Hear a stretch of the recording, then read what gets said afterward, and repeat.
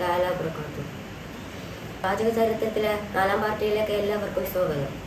നബി സല്ലല്ലാഹു അലൈഹി വസല്ലമ തങ്ങൾ രഹസ്യമായി അല്ലാഹുവിലേക്ക് ക്ഷണിച്ചുകൊണ്ടിരുന്നു.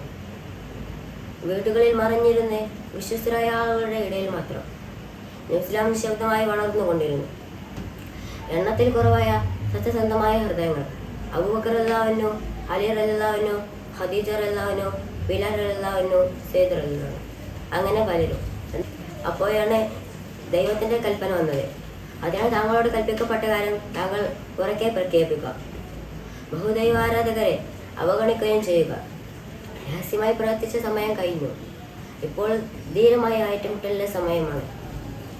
അവർ നബി സല്ലല്ലാഹു അലൈഹി വസല്ലം തങ്ങൾ സഫാ മലയുടെ മുകളിൽ കയറി നിന്നു.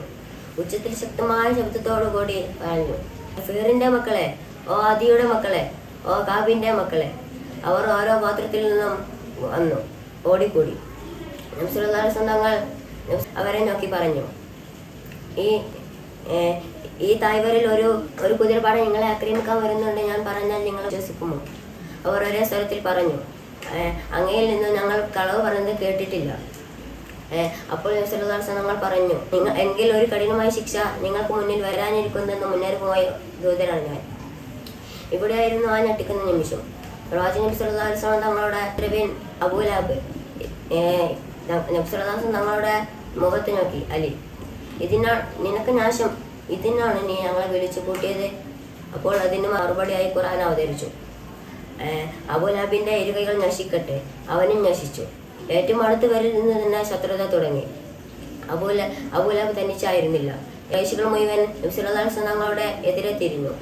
അവർ പറഞ്ഞു, ഇവനൊരു ജാലവിദ്യക്കാരൻ, കവി, ഭ്രാന്തൻ.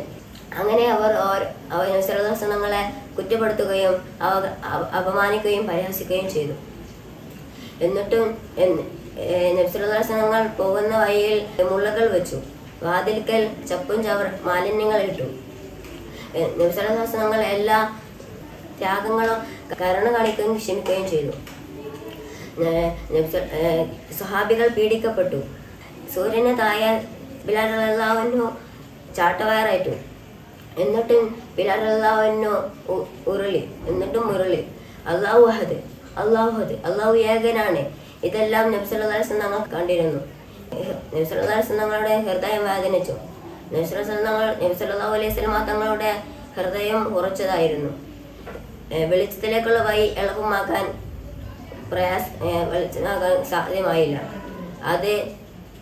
അത് ക്ഷമയുടെയും ത്യാഗവും നിറഞ്ഞതായിരുന്നു.